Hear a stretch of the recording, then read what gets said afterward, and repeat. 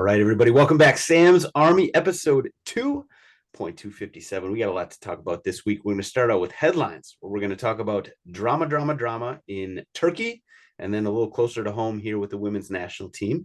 Then we got a quick pop quiz for you guys. Get your minds right. And then Premier League. I do suspect there's going to be some Klopp glazing. We have at least one Tweedle to push back on it. But I just get ready for that if you're an anti-Liverpool fan. And then, of course, the weekend preview. Got a lot of good games coming up, not just in the weekend, but the week to come. Around the world, we have a quick MLS US Open Cup NWSL segment, followed by a quick Bundesliga touch-up, and then stoppage time with Ivan Toney's best bets and everyone's favorite segment, GOAWs. Now, time to welcome in this week's panel of beauties, starting with the longest serving co-host of this program, Mikey Fowler, who I think I mentioned has been on this thing.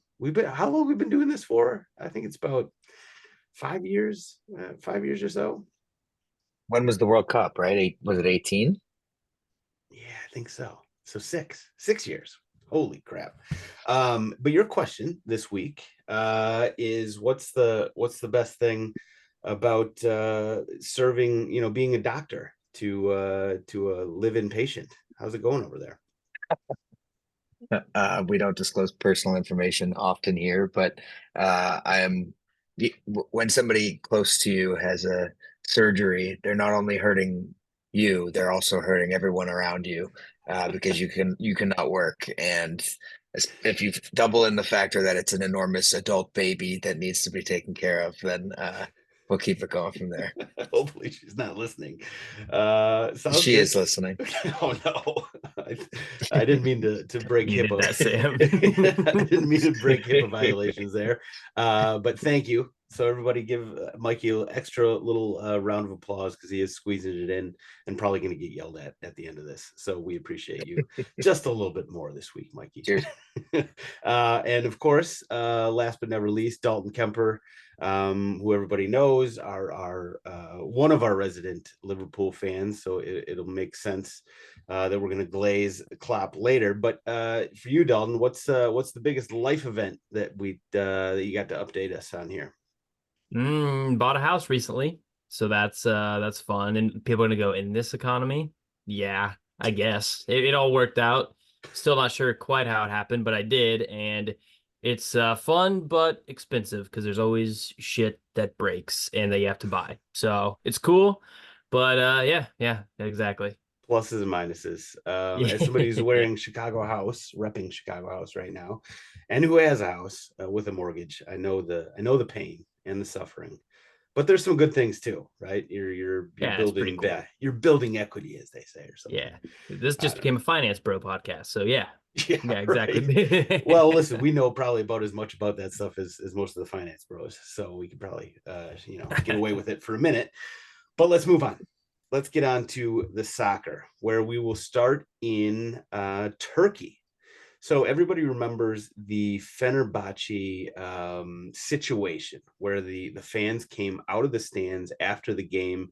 It was a Trabzonspor fans. So Fenerbahce won the game at Trabzonspor. They were celebrating on the field. One of these ultra, aka dickheads, came out of the stands and sort of squared up the entire team of Fenerbahce. He didn't do so well, but then a whole bunch of other Trabzonspor fans came out of the stands, and it led to a whole big melee. Everybody was throwing punches. We had, corner flags being used for things that they should not be used for. Michi Batshuayi was throwing roundhouse kicks. It was a whole situation. But and this is not the first time that we've had a very dramatic situation in Turkey. It feels like kind of a weekly thing. But the unique element of this is that Fenerbahce announced that they're going to hold a vote on Tuesday, which is tomorrow. We're taping on Monday night. They're holding a vote on Tuesday about whether to go through with the threat of withdrawing from the Turkish Super League, which adds a whole new sort of wrinkle to the drama. I don't even know what that would mean. Like, are you gonna then join the second division? Are you gonna go play in a different country? Like, I don't know what happens next. Dalton, I don't know. What are your thoughts on this? I don't like it, first of all. I think it's like, but I understand if it's a we have to make a statement here, and the best way to do that is just saying, all right, if you guys can't get this league under control and the fans from not trying to beat the shit out of players, we're leaving. I'm always under the just my main principle in club soccer is you play in the country you're in, which sounds nuts, Crazy. but uh, no, I understand what they're trying to do here. I think it's trying to send a message, and I respect that part. I don't think they'll actually leave. I think they're mostly just trying to push every button they can to prove that we're not going to deal with this anymore, or we're out. I think it's fair. I think it's a message sending exercise as well. Mike, anything to add?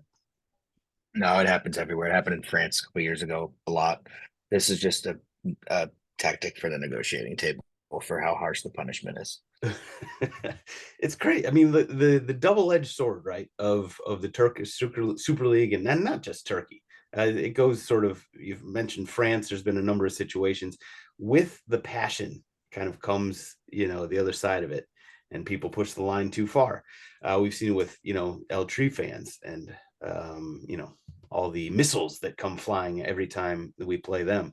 A bug just literally landed on my computer. I don't know where it came from. So yeah, anyway, lightning bug. Mexico. Yeah, as I was saying, missiles. I was getting like bugs launched at me. Anyway, yeah, that'll be an interesting situation. It's just Turkish drama. I got to get to a game over there. I really have to get to a game. Just a reminder. It is very much the Icardi thing. It's like right up your alley, this league in general. It's just so much drama. So much, and like a lot of it unnecessary. This seems like a necessary drama. You can't have people coming out of the stands, and not just like one or two, but like an entire, 500, at least 100 people coming out of the stage. You can't have that. Like, that's just a total safety nightmare and hazard. So I do get where Fenerbahce is coming from in sort of elevating this to the nth degree. But man, I love the passion of that league. So much passion, so much drama. Speaking of drama, we will head a little closer to home, where the women's national team, and specifically WOSO Twitter, was set ablaze this weekend. So Korbin Albert, a 20-year-old who is just sort of making her breakthrough with the women's national team. She plays pro for PSG. I don't know if you've heard of them, kind of a big club, especially on the women's side. She is kind of like, one of these next up. We've got a number of those, thankfully. We got a lot of talent coming through. So she's one of them. She played really well at the Gold Cup, the Women's Gold Cup that we just recently won. And then this weekend, she apparently liked an Instagram post that sort of made light of or celebrated the fact that Megan Rapinoe had gotten injured, I believe, in her last game.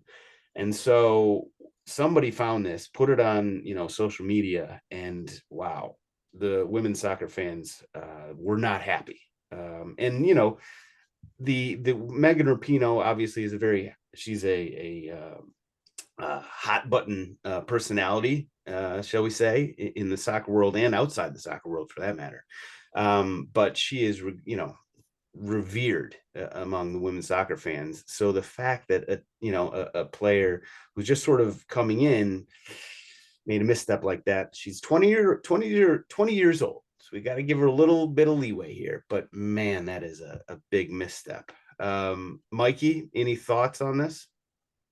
As we've discussed prior, I am trying as best as I can to remove myself from unnecessary drama in the women's national team space.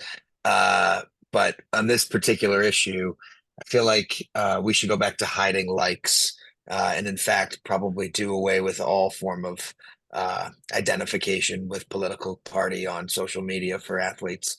I'm kidding, obviously, but it does feel like a whole lot of perfect narrative for this team. And from an outside perspective looking in, it does feel like there's always a layer of something, whether it be Megan Rapinoe and her decision making, or Obviously, this now it just feels like a lot of not focusing on what needs to happen to improve the team and the system. So I don't know. It just feels like another thing on a long line of lists.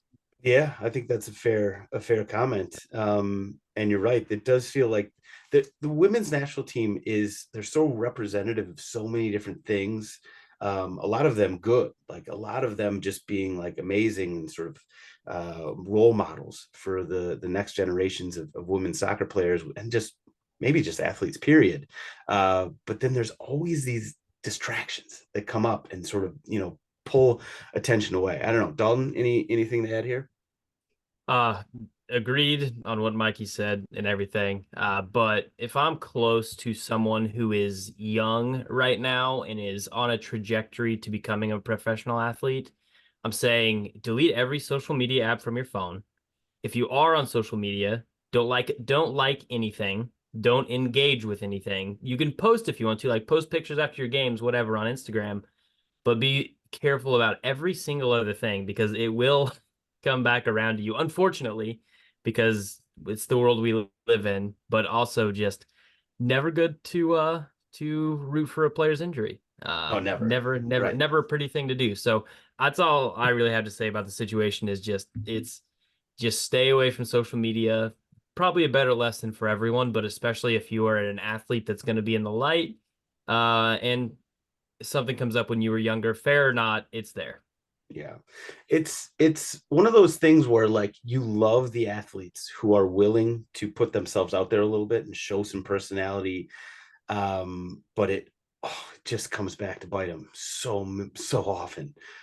In fact, in the women's soccer, like I love women's soccer. I'm a big fan of it. I like a proponent. I like sort of raising the profile in what little way we can here. But like even when I'm doing that, I always catch so much grief from certain, factions within the fan base who like it's just like men's soccer. There's just like an insular group who, they want people to like their sport and like their game and all that. But at the same time, once you kind of come in their sandbox, they're not always the most welcoming people. So I really do like when athletes put themselves out there. And the person who comes to mind, Katie Stengels, who's been on the program numerous times, she always like on social media, she's always sort of showing personality and everything. And she obviously is pretty smart about it because as far as I know, she's never really gotten in big trouble. But man, there's so many athletes that walk that line. And clearly Korbin Ablett stepped over it. So hopefully it's a lesson learned. For a 20-year-old, hopefully the fan base is willing to, forgive, if not forget, and move on. So I guess we'll see how it goes from here because she is an incredibly talented young lady. So hopefully we can get over that because we need people like her in the program. All right, pop quiz time in light of or instead of weekly what if. Two questions that boiled into one, smushed into one. How many MLS teams are undefeated? A, and B, who are they? Mikey's already shaking his head. I feel like Dalton probably knows. Mikey, just give it a shot. Dalton, go first. I think I know the number. Do you want me to do the number? Because I think I know Let's the number. start with a number. All right. I think there's 3 undefeated teams still in MLS. Is that right? There is 3. All right. All right. I'm going to try first. LAFC. No. All right. No, it's useless for me to name teams that I think were good last season. Is Atlanta United? Atlanta United one of them? I believe Atlanta is one of the 3. What do you mean believe? This is your pop quiz, isn't it? I'm cheating now. So, and I had like a thing all like ready to go. They are not. Oh, Atlanta United's not. Seriously, I don't know who they lost to. But what about Philly? They've lost twice. Philly still undefeated? Philly is still undefeated. Mm-hmm. Sorry, Atlanta was not one. You're right. I couldn't even find it, but I do remember the 3 teams now that No, I didn't want to not know anymore, so I'm looking it up. The other 2, cool. Do you know them? Is one Columbus lost, nope, right? They lost one. Yeah. Oh shit. Philly was the only one I could think of. Toronto, they're not. Are they? Nope. No. Cincinnati is one of them. Okay. And the Galaxy. I could have swore the Galaxy lost, but nope. They're so fun to watch, by the way. The Galaxy are. They are my team to watch. Well, outside of St. Louis City in MLS, the Galaxy are electric. Shout out Just to Tyler on that. He yeah. was big on them in the preseason, and I think we kind of were like, wow, really? But yeah, that's why I was saying Atlanta, because I think he picked Atlanta and the Galaxy to face off Yeah. in MLS Cup, which is looking like a pretty good pick, at least on the Galaxy side of things. So Galaxy has no losses. Cincinnati has no losses, although Cincinnati does have 3 draws. So that's why it doesn't feel like they're sort of up the top there. But yeah, and then Philadelphia. Doesn't Philly have a lot? Doesn't Philly have a lot of draws too? Philly, yes, they have 2 wins and 3 draws. And I'm actually surprised that you guys got them, because they're the one that immediately I would never think of, because of that Pachuca game in the Champions Cup where they got absolutely demolished. But in MLS proper, they are still undefeated. I only knew that because I've been betting against Philly. It's not working. They're not losing, but they're also not winning. So it's kind of one of those weird, it's not cashing. Terrible. Yeah, exactly. Yeah, exactly. All right, let's move to Premier League. Okay, so we got to start with the big one. I won't ask you guys what was the most interesting game of the weekend, just because it probably isn't the big one, because the big one freaking sucked. Let's just be honest. Like that City Arsenal game, it was terrible. Like, I know I saw a lot of people being like, oh, this is a tactical battle. Oh, this is like some really high quality stuff. No, that game stunk. I did not enjoy watching it at all. But Mikey, let's hear from you as somebody who had a vested interest. What were your thoughts on this game? I think 2 things can be true, right? I think defensively, we solidified ourselves as the best defensive side in the Premier League this season. I think that's now 4 points at it, or 4 points from Liverpool, 4 points from City. I know the attacking intent was not there, but the level of control and just the gap that we closed in the last 3 years between going to City in big important games and getting thrashed to making sure that this one sucked feels good. It feels a lot better than the contrary does. I know that's a step. It's a step to build off of towards maybe having the quality to match them at every level, which we do not have. But the way we're playing and the idea that the gap is not there is great. And now, honestly, there's no discussion about 8 points against City and Liverpool and the ability to shut a game down and make it a nothing if you want it to. This is the best defensive side in the league. So very, very happy about that. Feels good. Mustafi is a distant memory. Okay, fair. That was a glass half full interpretation of the game, but one that I agree with. Arsenal defensively, you guys are a tough team. You're a tough team at this point, and when you want to go forward, you can be a tough team going forward as well.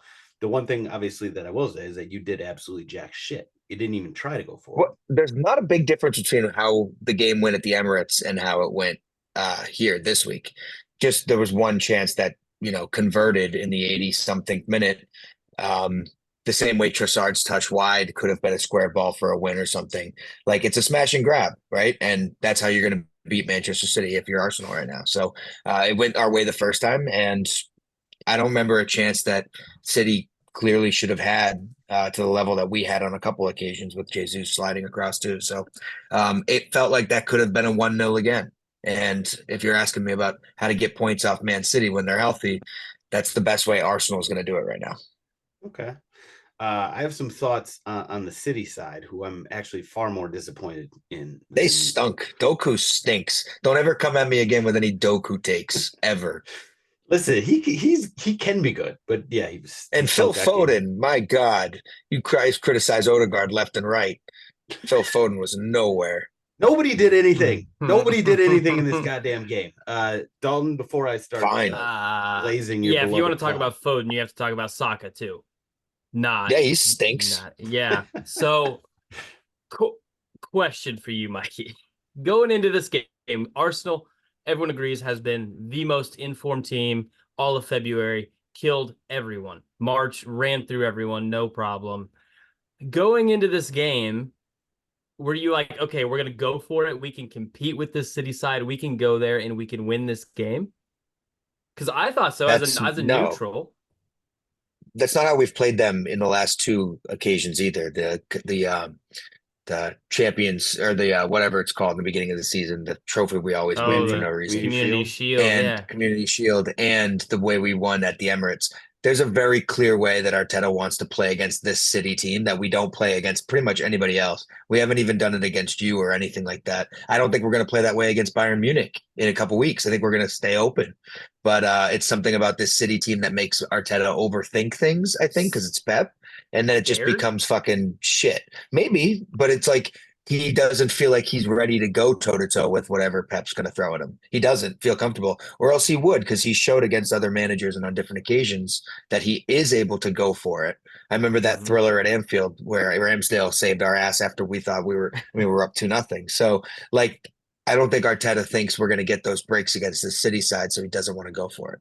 So, The way I saw it as a neutral is I was just super disappointed because I'm like, if Arsenal is the team that everyone is saying that they are now, that Arteta's saying they are, and Arteta's saying we're going to go for it, to show up mm, and play like that, even if it's at City, I was disappointed. Like that's yeah. your chance to. I know going in there is hard as hell But to win, but we're so but close.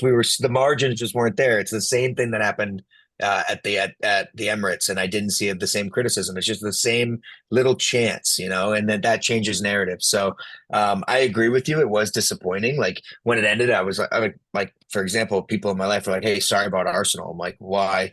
They're like, "Because that was awful." And I'm like, "Well, yeah, but it's great." And they're like, "No, it's not." So I know exactly where you're coming from, but like. It's just it's a weird it feels like it all happened really quick, and both Arteta and the team kind of took this one and was like, let's try to catch our breath here and bear the brunt of it and not lose the title today. And I mean, compared to last year when we lost the title and crumbled there, uh I feel like this was the way we felt we were the best equipped to handle it. So, you know, I know. But I think what you're gonna see in the next run of games here, just how good the City team is ticking right now, because they always are right now. And this is gonna feel like a much better point come the end of the year, I think. That's an interesting take. And I think it will be interesting to see because they play somebody this week. They play Villa on Wednesday at home. And I think they're gonna fucking smoke right. them. And I think that they're going to put up a big number on Villa, who's also, they got that defense that can get, they And can. Watkins is questionable. Yes. But anyway, back to the City Arsenal situation. I was Yeah. disappointed with the way that Arsenal came out and played. Odegaard said in the pre-match, comments, he was like, "We're going to go for it," and that quote got me to fucking bet the over. I was like, I was never going to do it. I was Oh, never okay. going to do it. I And then I feel like saw there that was some quote. irrational hate. I don't know why you guys are talking like this is the end of the world. Now I know why. It's because it cost you money. no. I was like, I wouldn't touch this game with your penis. But then Odegaard says that I we're mean, gonna go when for I'm it. when I'm Good when Lord. I'm drunk on Saturday night and people are saying, "How do you feel about tomorrow?" and I say, like, if you give me 0-0, I'll take it, then just that should tell you where we think we are as a team to go to City. We're fucking But terrified to go to City right now. I've listened to this podcast and I've heard you and Tommy and Mitch all say Arsenal's the best team in the league right now. They The are. the best team in the league goes to the Etihad and at least tries to create something, risks something because they truly Do believe they're do better. they? Do Yes, they I've though? seen it. I've seen it. Whenever Yeah, but Liverpool's been the best team. right now, the three of us in that table, we've taken 8 out of 12 points from the two of you this year. That's great. Where are you at? We're mixing up all the styles based on what we feel like we need to do. We can play like this sometimes and we can play the other way sometimes. And I think even if we see City in the Champions League semi, it'll still be fucking boring. We're God, not Yeah, going it's to going to go be for it against terrible. I'm City. rooting against it, no God, I matter hope which one not. of you doesn't make it there. Yeah, It's I going to don't be care. it's going to be that's going to be a double nil penalty. Whoever's freezing envelopes, just do not give us that in the Champions League. It's already over. It's just the games now. Now, oh yes, right. Good point. Now we need Harry Kane to come through. We'll get to him later. So the thing is, Savior. with this Arsenal City game, I was disappointed with how Arsenal came out and played. I was straight up mad, like angry with how City came out. Like Pep, like you have the best team, you have the most expensive team, you have the deepest team, you're playing at home. There was no reason to play this kind of conservatively, play it close to the vest and like, be all tactical and maybe try and just go fucking play. Just go at them. I know the No. Arsenal's, I've already admitted, Yeah, Arsenal's mate. defense is solid. Your center backs are playing incredibly well right now, and they shut Holland down. He had no service. There was nothing going on. There was nothing happening. And yes, that's partially because you had 8 people behind the ball at all times. But, it didn't look like City even was trying, to be honest. It was disappointing. I was disappointed at Arsenal. I was mad at City. And it also throw some flowers to Dalton. Here we go. Tyler. And Here we go.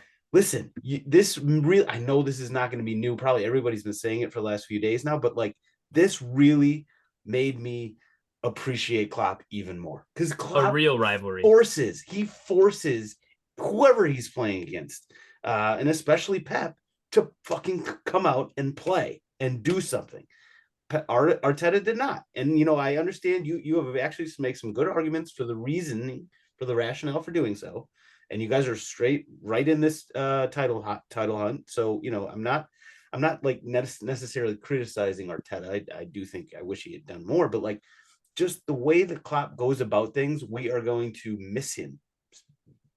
Like, I'm going to miss him. Neutral, unbiased, third-party Premier League fans, we're going to miss this guy and the way he goes about things and the way he just sort of challenges whoever he's playing against. I'm already missing him, and I don't even like him that much. And that's why I disagree wholeheartedly with it. Oh, that's because you want him gone, Mikey. But No, I just think, if these players at Arsenal are 21, 22, when they get to the age that we are going to mature at, that we feel like we can go for it, these games are going to look differently. We're talking about Salah in his late 20s, Firmino, Mane, we're at their peak. We're just not there yet. And nobody's saying that the managers won't eventually feel like they can challenge City, but I don't think there's anyone that feels they have the team to go toe-to-toe with them yet. Gives Klopp this big macho because he's got these studs on his team. So I think the manager means less in this situation. I don't know. I've been hearing all year how great Saliba is, and Saka, Odegaard, Havertz is having a career year apparently. You guys aren't a bunch of 20-year-old. I mean, like, Liverpool has been dealing with their injuries and stuff. They've got a bunch of young kids that they're going out there with as well. I think this really does sort of highlight just how much we're gonna miss Klopp. I'm gonna miss Klopp anyway, and I'm sure Dalton will. I'm sure Tyler. Yeah, you think? No, but that's why, Brett. Well, just one last thing. That's why I have that mentality of like, if a team is challenging City in the table, they go there and put it all on the table, put the nuts on the line, and try to win. Because that's what I've seen for the last 5-6 years, is a fearless team go in there and say, you know what, we're going to go for it. If we give up 2, 3, 4, whatever, at least we gave it a shot. And I think just as a player too, you want that mentality of, I don't know what that dressing room was like, but if I'm a player for Arsenal, I'm like, we're sitting back, we're parking the bus the way we've been playing lately. That would be the way I would see it. But I don't know what's going on in that dressing room or anything. They clearly did. And it's easy for you and me to say this because, when Tottenham plays City, we don't sit back either. And granted, I don't know how we've gotten the results against City that we have, but we're also not in a title race. We don't really have that pressure on us, and never have been and never will be. But I'm not mad at Arteta. I do understand sort of what his thinking is, but Pep is the one that I think this sort of, you can't really shit on his legacy and all that. He's obviously an incredible manager, but it just in the the Klopp Pep thing, it makes me want to go team Klopp. Mikey, you said it. City need an out-and-out striker this summer or something, right? I mean, the video's coming out of him doing the sideline rondo before the game. Oh my God. That's a tough watch, man. It's bad. It's bad. Not great. It's not great. Really bad. Nobody ever called him like the most technical player. The guy's like 6'6" and 230 and like fast as shit. He's not a technical player. He won too much too quick. He's dipping. He did get a lot of hype very fast for finishing, and that's what he does. He's a finisher. But the Roy Keane, We also like he's need a to. League Two player quote. I mean, come on, let's get. Do you have any fucking Darwin apologies, you hater? You were the last one to Yeah, that's realize that true. was a stupid take. You're on Uh, the top of my list, Sam. Donkey Darwin. I'm calling him Drop Donkey. it. I'm sticking with Donkey Darwin, but it's now more ironic. He is still a donkey. I mean, he's still Brilliant. hilarious. He's He's about to hilarious. score like 20 goals in the next 10 fixtures. He might, but he's also gonna miss like some absolute sitters. Fine. He's an hell? enigma. He's an enigma. He's fun to watch. In terms of players that you like to watch, Darwin the donkey is way up there. Never catch him doing a rondo that poorly, I promise you. I would love to see. Now I people are going appreciate to that, key Mikey. in on Yeah. Holland. Yeah, thanks. I thought it was going to be me and you together, Dalton, on this one. Well played, Mikey. Mikey knows how to turn the tables. Yeah, he did. So it was very shrewd, very strategic over there. But if now people I could are use gonna a striker. if you're going to start keying in on like Holland's rondos and like they're probably going to be chopping it and editing it and make him look even worse than he is, like it's going to become a thing.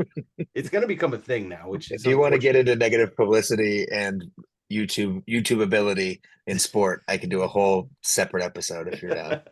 Yeah, we probably should at some point. Not this As a guy who grew up with Andre Arshavin. Now let's quickly touch on some other games because there were some interesting other games. Newcastle West Ham was incredible. Brentford United not so incredible. Wow. Yeah, okay, Mikey, thoughts on the West Ham Newcastle game?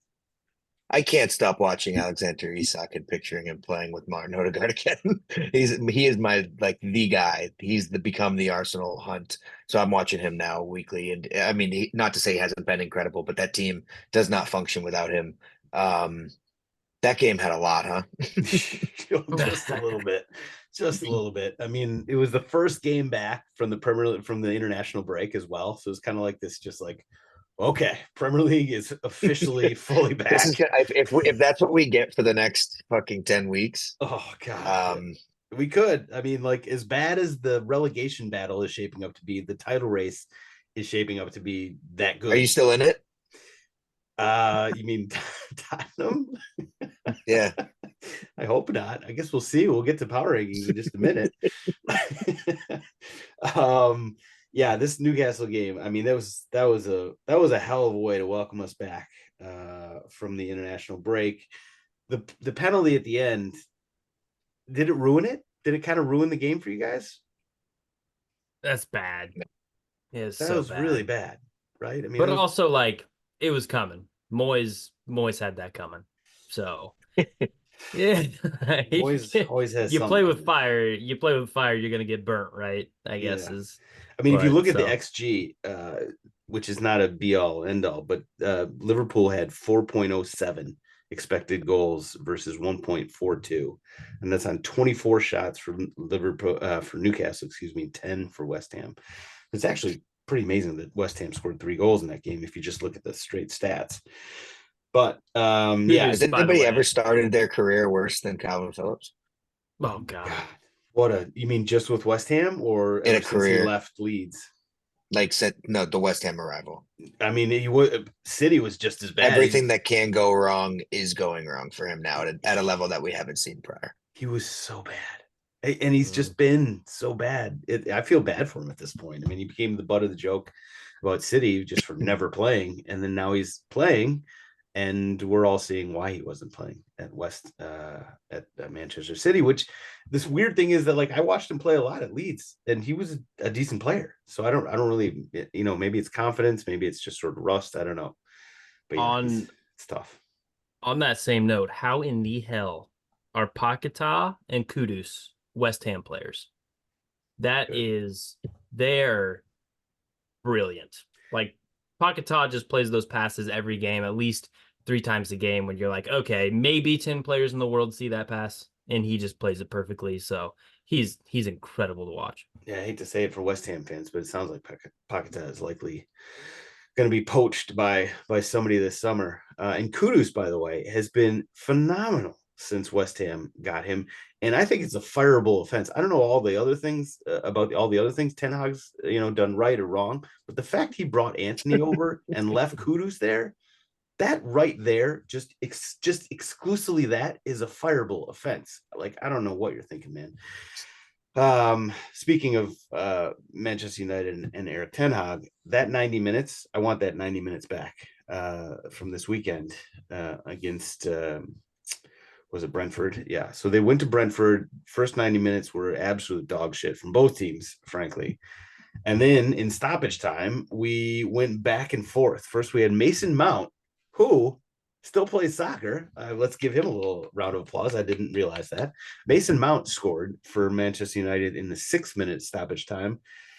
And then Brentford came back and scored in the 99th minute of the game, which was an incredible finish to an absolute snoozer of a game. And United fans, I saw a lot of complaining, and I don't blame them. That was just terrible. I've been behind Eric Ten Hag for a lot of the time, but man, his management and his decision making, I don't know what to say. The XG is on this one is something. I didn't even look at it. Thank God Brentford saved us from another late United win they did not deserve. I think I think even United fans agree with you on that, because like it seems like a lot of them want Ten Hag gone, and if they had gotten this win, the narrative would have been totally different. Oh well, yeah, they played poorly, but they find a way to win, and this is just Ten Hag. No, you guys stunk. Ten Hag's decision making was bad. You got lucky with the 96-minute goal, and you got what you deserved with the 99th minute equalizer. I don't know. That's 31 shots. 31 shots for Brentford. Only 5 on target. Brentford's sneaky most underperforming team in the entire Premier League this season would definitely be my vote for boring. They are in 15th right now, which is only what are they, 5 points above the drop at the moment with Luton. Yeah. So they're not. Thomas Frank should have left when he could. I still think he'll end up somewhere else. Yeah, mid Bundesliga. Maybe Liverpool. Sure. Other games from the weekend, just quickly. Wolves lost to Villa. I was kind of interested in that game. It wasn't much to talk about there. That means you bet the over. That was, and I lost that one, of course. Tottenham. Listen, we pulled it out. Win's a win at this point. Like, we're in April. A win is a win. That wasn't pretty. I'm not sure. I totally believe in goal line technology, except for this play. I just can't wrap my head around that ball not going in. I can't. Looking at the replays, looking at the angles, I was like, the ball's in the goal. So thank God that didn't cost us some points. It was not pretty. It was not a performance to write home about. But listen, a win is a win in April. So I'm taking that 3 points and running with it. Luton, by the way, we've said it before. They're a tough freaking side. Chelsea, you're not great. Hey, Chelsea getting held by Burnley at home, and that's Burnley gave up 2 leads against 10 men. Yeah, twice. I was gonna say on a red card. Yeah, that's crazy. Oh my God, that's terrible. By the way, shout out Cole Palmer. Just been backpacking my fantasy team for 30 years. Backpacking my shitty fantasy team. The fact I have Cole Palmer, guy's unbelievable. I'm a Cole Palmer guy. The same way I'm a Mudryk guy, except different. Mudryk, I actually genuinely have a crush on. Cole Palmer, I just respect. So your front line would be Mudryk, Palmer, and Nunez. You might be so far if we're building it. You might be Isak so far if we're building it. You'll take Saka's, yeah, on his non-Arsenal 11. I thought you came my around. all mentioned on this episode team. Mm-hmm. It's a solid squad right there. All right, let's do quickly power rankings. So Dalton, you're going to be the sacrificial lamb here. We don't even need to do bottom 3 at this point, although you can if you want. It's the top 4 in order. If they played in a neutral field, that's what we're looking for out of you right now. All right, number 1, I'm going Liverpool. Alexis McAllister has been playing like the best midfielder in the league. We didn't mention that just now in the roundup, but he is. He's been insane. All right, Liverpool. I can't put Arsenal second after that over the weekend. I also don't want to put City there, but I have to. So City 2, Arsenal 3, and I'm gonna be boring and just go as the table reads and put Villa 4. Ooh, okay. You're going Villa over Spurs right now. Okay. Well, Mikey, what do you think about The Liverpool team 1? with the most goals, the least goals conceded, Oh, and he's bringing stats. He's bringing stats. Currently where? currently coming off their first point at the Etihad Stadium in a long time coming. I'm taking Arsenal as the top team in the league right now. I'm shocked. Also, I'm it's shocked. it's going to hurt us. It's going to really hurt us that we have to choose between competing in the Champions League Oh, or how many going have you for won? a title in the Premier League. None. We're in pursuit of one. And I know that we're all going to miss Klopp, but he did only have one Premier League. So if we do it this year, then Arteta will already be there, and he's maybe a little younger. Not even I'm going to go close. Arsenal at 1. I'm going to go Liverpool at 2. Power rankings do have to take into effect the fact that Nunez is the better striker between him and Holland for the first time in their Thank you. trajectories. You've been waiting to Uh, say that. Said it for I years. swear to you right now, that is the player that you'd start at the top in your Premier League Thank best you. team right now if you needed to win a game. I swear to you. If it might just be for 1 week, it might just be for 5 weeks, but right now it's Nunez. So, and I trust Salah a lot more than I trust Phil Foden. So Liverpool's better than City in my opinion. City 3, and then I'm going to put Tottenham 4. I think you guys are pretty much a shoe-in for that fourth spot with Villa crumbling. Man United, just a long distant memory. So honestly, it's not going to matter because I think we're going to get the fifth spot this season. So either way, I consider you a lock for the Champions League, however way you can get there. So I got you 4. All right. And what you were sort of intimating about the 5th place is likely going to get that Champions League spot. I think I mean, obviously, right? The Because math seems that way. It's one of definitely, Arsenal or City's probably going to be in the semi, hopefully. yeah, it's definitely Are heading you that way. are you guys people who root for either your league in the Champions League or like NCAA tournament? Do you root for the conference your team is in? No, no, It drives me nuts. It drives me insane. I do no, I do sometimes. not. I'll I never. don't. I never do. Nope. I don't have. I root for West Ham to crumble in the Conference League. You're just a pure hater. I mean, I root against Arsenal. Dead serious. Arsenal and Chelsea. I root against them in everything and anything. Unless there's something on the line that might help, say Tottenham get that 5th slot and then slot in the Champions League. Would you let Arsenal win the Champions League if it made you get the 5th spot? God, no. Oh, God, no. No. There's limitations here, Mikey. Come on now. Don't be ridiculous. We can do it. I'm absolutely not okay with that. But if it means like, you guys winning like a quarterfinal leg 1, to get us that 5th spot, I can go along with that. But yeah, outside of that, I'm not sure that's how it works. I don't think it is, but just let me live in my little fantasy world over here. In fact, I'm just gonna go. I'm gonna break this tie on the power rankings. I'm going Liverpool number 1 up top. Bob Glazing continues. I'm not gonna say it because if I say it, then it'll definitely jinx them, and then we're down to Arsenal and City. But I think Liverpool might actually fucking win this thing. Yes, I agree with you, Sam. Keep talking. No one asked you, Mikey. I'm not actually saying it though. I'm not actually saying it. I got City. I got City too. Yeah, Arsenal, you guys just didn't do enough in that game for me to give, to put you ahead of City. I definitely have you ahead of Spurs though. So I got Arsenal 3, and then I'm going Tottenham 4, just like Mikey. Not without the jinx, without the reverse jinx. I think we're the 4th best team in the league.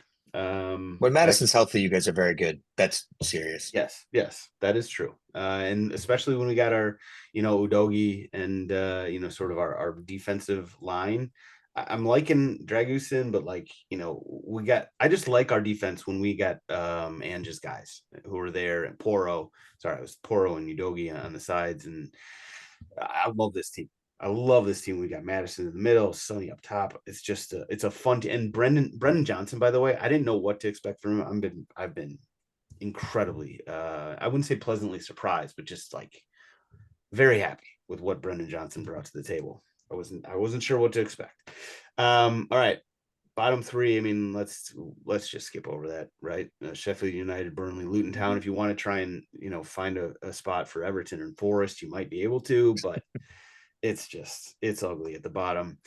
What game, Dalton? You go first. What game, if you what game you most interested in the week and or weekend coming up? Oh, this one's easy. United Liverpool. I have such a shit taste in my mouth from what happened in the FA Cup. I will not be over it unless we beat them at Old Trafford. So that's the game. Like I know I'm skipping over Sheffield United at Anfield, but I'm looking forward to that game. That's a game that you have to win. Can't drop points there. And to be honest, I'm a little scared because I was scared going into the FA Cup game and I was proven correct. And I'm a little scared going into this Premier League game because Brentford had 31 shots, but of course United will get up for this game against Liverpool and Old Trafford will be rocking. It's going to be something. That's the game I'm looking most forward to at the weekend on Sunday. That's fair. I mean, that's always a good game to look forward to, and it should be an exciting one. I do think it comes at a good time for you guys because you still remember that game. It's fresh on the mind, and I feel like Klopp will get the boys up for that one. I do think you guys win that, by the way. That's no reverse jinx or anything like that. United, Knock on wood now. listen, they have just not been impressive. Now, Mikey, you got some West Ham I got a Spurs. zag for you. I got a Ooh. zag for you. And is that just because you So- don't want to talk about Brighton versus Arsenal? I'm not scared of Brighton. Ooh, okay. So City play the late game on Wednesday, the last game of the week, and then they open on Saturday at 7:30 on the road at Palace.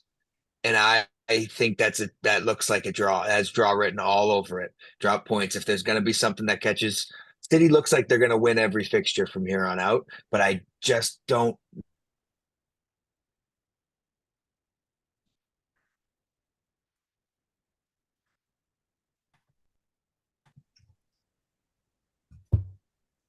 Yeah, Palace, I think, is going to take points off City. It's going to be a big title decider, possibly. You have to root for every city drop point from here on out, and that one looks weird. Big shout. I'm interested. I'm surprised that you're not a little more nervous about going to Brighton. You don't see that as a This isn't last year's Brighton right now. All right. I mean, they looked like a decent side against Liverpool. I know we didn't even talk about that game at all, but they looked like a team that could give anybody problems. So I'm just. That's also that Arsenal wearing the Reds away at Brighton. It is one of my jersey lineup orgasm games. Favorites. Okay. You always got an eye on that.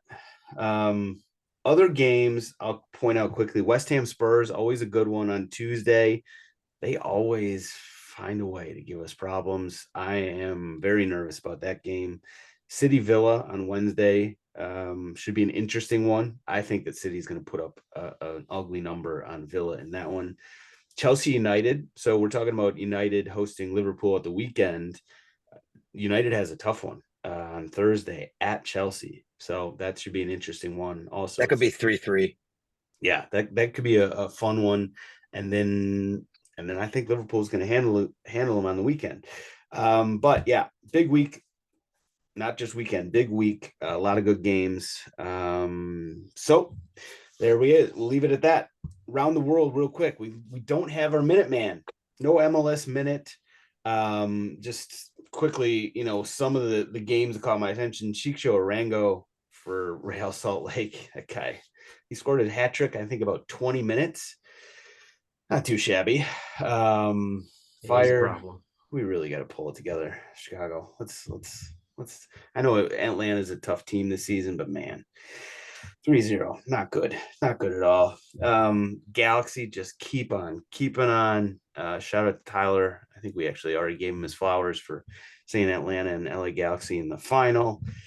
He's looking like a genius there. But yeah, we'll wait to get our Minuteman back before we get two balls deep back in MLS. Quickly here, on this side of the pond, before we go over to the Bundesliga, so U.S. Open Cup is back this week with second round games. And there's a whole slew of them. Several handful of amateur teams are still alive. Again, this would be when MLS would be. I think MLS would play at this point, but now it's MLS 2 teams for the most part. The big one here in our neck of the woods, my neck of the woods and Dalton's, we got Chicago United. Who are they playing? Chicago United and Forward Madison. Chicago Fire FC 2. Okay, it's a Fire 2, right? Yeah. I was like very confused. I just pulled up Google and it was Chicago FC United. Like, what the fuck? No, it's Fire is the That's Fire the next 2. MLS team name, actually. Is that what it is? No, I was like, no, it's not. no. It's Forward Madison going down to Chicago. That should be a fun one. That's on Wednesday. So shout out the house. Got my house. What an idiot I am. I put on my house thinking that they were playing this weekend. They lost. They lost to the Fire 2 team last round. Oh well. Still shout out Fire, or shout out the house. A lot of good games. I'm sure we'll have some cup sets and we'll be, ready to talk about them next week. Last thing on this side of the pond. So Bay FC, the new NWSL team out in San Francisco, had their home debut this weekend. The weather was not great, but they still sold the place out, packed the house, 18,000 for their first game. So shout out to Bay FC. You love to see that kind of thing. Hopefully they just kind of keep that momentum going. Obviously it's easy to get people excited right out of the gate. You got to keep them coming. So hopefully that's just the first of many. Now quickly, last thing on Around the World, Bundesliga. So I'm going to throw this to Mikey first. 0% to 100%. Bayern not winning Bundesliga this season is blank. Harry Kane's fault.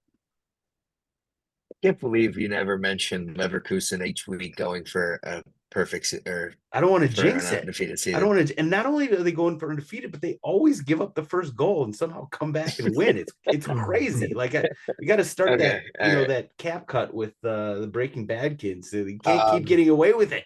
Can't keep getting away with it. No, it's 100% Thomas Tuchel's fault for Bayern Munich not winning the Bundesliga this season. I love it. I genuinely mean that. You can only do so much. The system changes. It feels like you're playing Football Manager and like you have a tactic that's just not working despite having good players, and you just are so stubborn about it you don't change. And then eventually you put fucking Guerrero at left back and Kimmich at right back and become Bayern Munich again. And it's like, oh wow, I hope I didn't waste 20 match weeks before I realized where I had these guys playing. That's Tuchel through and through, and it's driving me nuts that this guy still gets these high profile jobs. He stinks. It's crazy. He does. He's gone from PSG to Chelsea to Bayern. Like he's just failing his way. He's failing upwards. Merchant. Yeah. Who's the Ronald Koeman? Wasn't that the guy that was the ultimate failing upwards? Louis Van Gaal. Louis Van Gaal is the other one. The list goes on forever. Koeman was the one that was like he was going like to Barcelona and shit. Like, what the hell is this happening? He was a Cruyff guy though. Yeah, that's true. But listen, good shout out on Tuchel. I wholeheartedly support that. Anti-football. Let's well, speaking of anti-football, yeah, we just talked about Arsenal City. So we might as well throw a little barb somewhere else. Let's move on to stoppage time, where Ivan Toney's best bets not quite cooking with thermonuclear gas, but almost. So we're coming off a 5-0 week. Last week we were 4-1, not so shabby. The one loss was on Thursday when there were absolutely no games, not to like throw up excuses, but there were just no games to pick. I went with Blooming Aurora in Bolivia. That one did not come through. Everything else worked. So we're going right back to the well. I got no excuses this week because there's, games galore on every day of the week, except for sort of Thursday. Not a ton on that. So we're going to start on Wednesday. We're going to go to the CONCACAF Champions League, or Champions Cup, excuse me. You have all this beautiful midweek soccer. And I'm going to go to the Champions Cup, where Herediano is a Costa Rican club. Club Sport Herediano is hosting Pachuca. And Pachuca is just ready-made goals. Like they score a ton, they get scored on as well, but man, they just every game they play is lots of goals. So I'm going to go Herediano, Pachuca on Wednesday. That's the first leg, which first leg's not usually a great one if you're looking for overs, but you know You're what? digging out a first leg over. I did. You I'm doing sicko. it. I'm doing it. God damn it! Because Sicko. you get better odds. Herediano, That's Pachuca sick. on Wednesday. Thursday, I'm going Liverpool, Sheffield United. I just think Liverpool, they're just too good. They're locked in. FPL captain Salah. Yes, not a bad shout. Sheffield United stinks. Friday, Bad. it's been a while since I've said this name, Cambour, who I think Dalton was the original. They're the ones. Yes, Cambour has won me some monies this year. I've let that field go fallow. Sort of put, it was rice. Now we're not rice, but it was soybeans, and then I put some corn there and sort of let it regrow itself. We're going back to the well. We're going back to Cambour.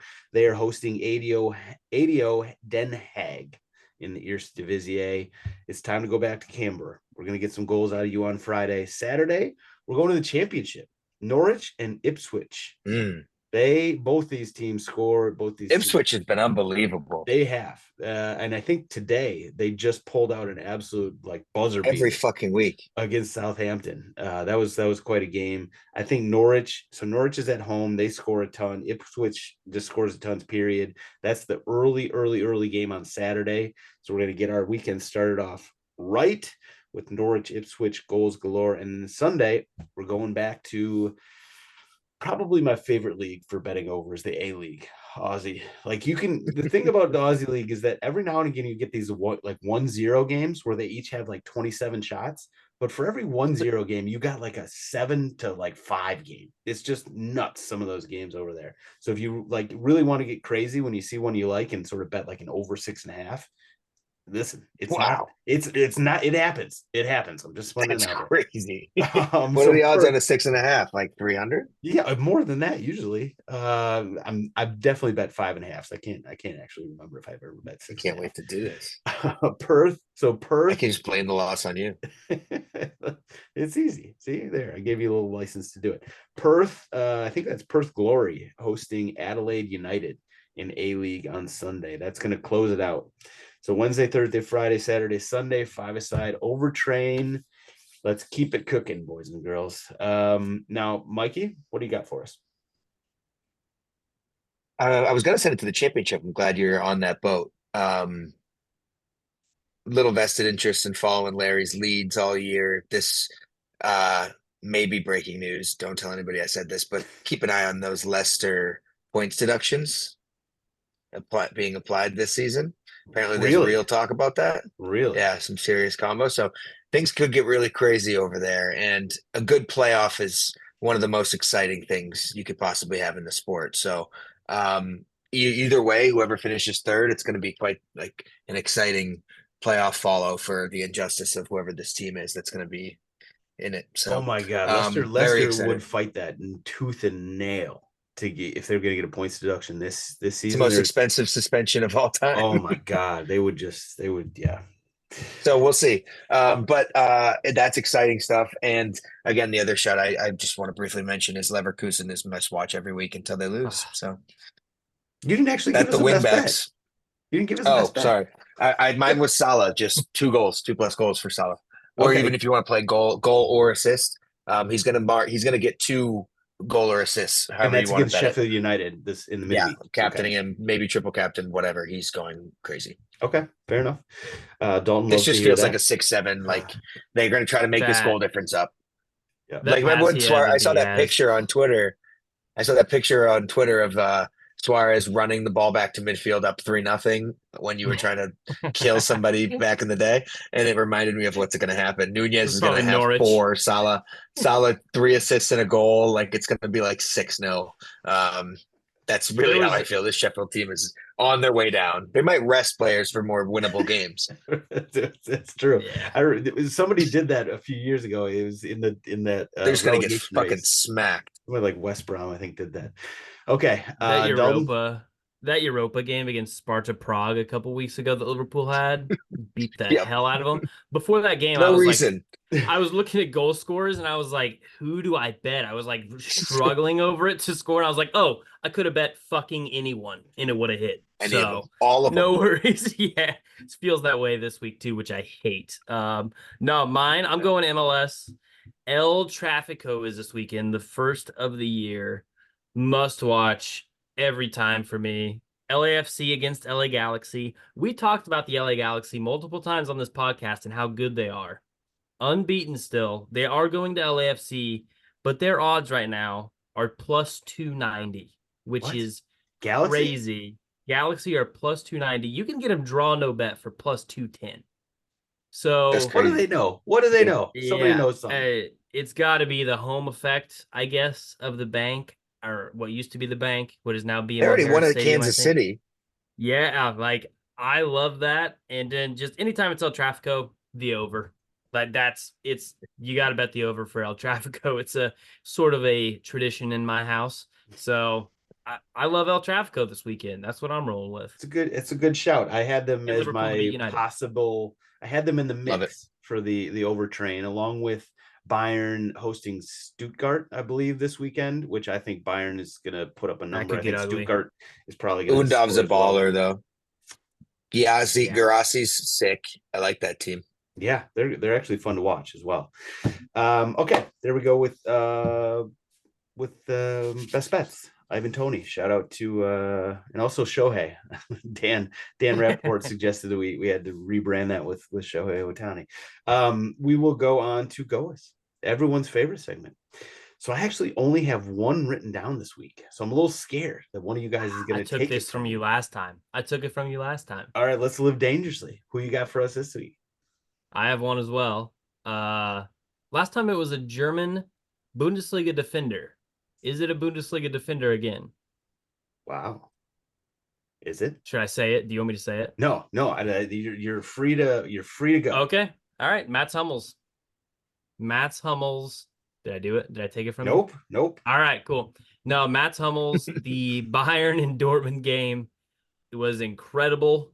Mats Hummels turned back the clock like I've never seen before. Like this guy, he's still a good defender at his age, but the things he was doing against Bayern Munich on what was that, a Saturday, was incredible. Like it was goal line clearances with the kicks over his head. He was sliding in front of Harry Kane for crosses coming in. It was incredible. Mats Hummels deserves all of the flowers. So Mats Hummels is my Goa, and Dortmund in general, just for going to Bayern and winning for the first time in 10 years. Pretty sick. Yep, that's a good shout. I should have prefaced that whole Harry Kane discussion, which turned into a Tommy terrorist Tuchel discussion, by the fact that Bundesliga is looking like it's not going to be won by Bayern for the first time. Of course, this is the year Dortmund beats Bayern. Like when they're not challenging them and Leverkusen are running away. Yeah. Yeah. Well, shout out to Xabi Alonso. Should have been. Mikey, who you got for us this week? It's a club, and I think deserves more conversation. Just in the casual dialogue of Cinderella stories, is within 2 years ago promoted Stade de Brest in second place in Liga right now, after quite a bit of match weeks already. They look like they're destined for the Champions League. They are one of the lowest payrolls in the division and only came up very recently. So it's a very difficult jump, especially with a small club system like France. Like very rarely do teams jump up and stick, and this is pretty crazy that they're competing like that. So it's unfortunate that PSG exists for all accounts, but especially in this case, because this would be an awesome title chase. But I guess Champions League is a nice reward for a club of that size. Yeah, it's a good show. Of course, you brought us the League One update where it's been a while. I feel underrepresented. It feels good. Well, it's like warm apple pie here. I'm still out there watching. It's a good shout though. Brest is ahead of Monaco, Lyon, Nice, Lens, Marseille. Wow, Yeah. So they're having a great season. I'm going to go. I had some other, names in mind, Cole Palmer being one of them, Chicho Arango being one. I'm giving it to the Newcastle ball boy because I think that was probably one of the highlights of the weekend. So Mohamed Kudus, who granted has been incredible for West Ham. So he's got this celebration that he does, that he goes and sits on stools. And I don't really understand what the backstory is. I'm sure there is one. But so he scored they went up 2-1, I believe, on his goal. I think it was right before half. And he went over after scoring the goal on Newcastle, this is in Newcastle, keep in mind, he went over to the ball boy and basically said, can I borrow that stool from you? And the ball boy looks up at him and pretends not to understand English. And he's just like, I don't know what you're saying. I can't understand. I'm just going to sit here on the stool. And the Kudus, you could tell like he was starting to get a little perturbed about it.